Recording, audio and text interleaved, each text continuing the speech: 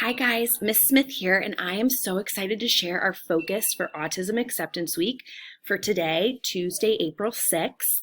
Today is Team Tuesday, so our focus is on being stronger together as a team. Some of you might have already had Miss Lumshek, our school counselor's lesson this week, which is really fun, and some of you might not yet have had it, and that's okay. Her focus is working together as a team to solve a problem. And that's our focus today for Autism Acceptance Week, being together and working together to help our friends grow and help our friends succeed. So when you think about your day, you might notice that you have teams throughout your whole day, whether you're at school, whether you do activities after school, or even at home. You are on a team throughout your day. So you might be on a team with a partner in your class. Your table in your classroom is a team. Your classroom as a whole is a team. Even your grade level is a team. You have so many different team members on your team that help you succeed every day. You have your classroom teacher. You have Mr. Polk, our school principal, or Miss Lumshek, our school counselor. Our wonderful lunch ladies are a part of your team. They help you get fed so that you can keep learning. We are one big team here at Quail Run, and that's what makes up our community. So just like your teams, kids with autism also have special teams. Now, not everybody with autism has specific people on their teams because we know autism is a spectrum. There's different areas of the spectrum that kids with autism fall on, which means they all have different needs, okay?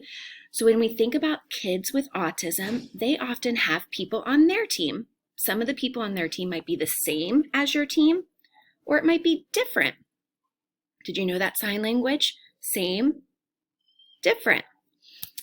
Some common people on teams of those with autism are their classroom teacher, just like you, that's the same. Sometimes kids with autism have a special education teacher on their team. That might be the same or different as you, I don't know. Sometimes kids with autism have a speech therapist. A lot of people here at Quail, whether they have autism or not, see our speech therapist. That could be the same. People with autism often see an occupational therapist. That means it's somebody that works with fine motor, things that you do with your fingers like writing or zippering or buttoning things or snapping. A lot of times our kids with autism also see a physical therapist. That's often same and different than other kids in our school. So there's different people on the team of those with autism. All of these people come together on the team to work together to help our kids with autism feel welcome, safe, successful, and allows them to keep growing. So just like your team, their team is just as important, and everyone comes together to work together to have a great result.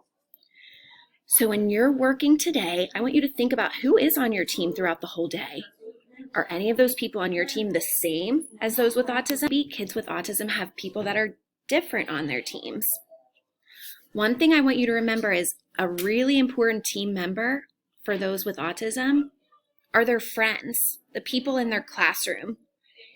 Whether you know it or not, you are a team member on the team for kids with autism. You're their friend, you show them how to share, how to communicate. That's called modeling.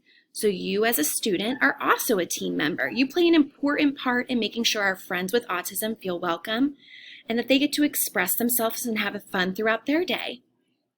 So I personally want to thank you for being an awesome team member for those with autism.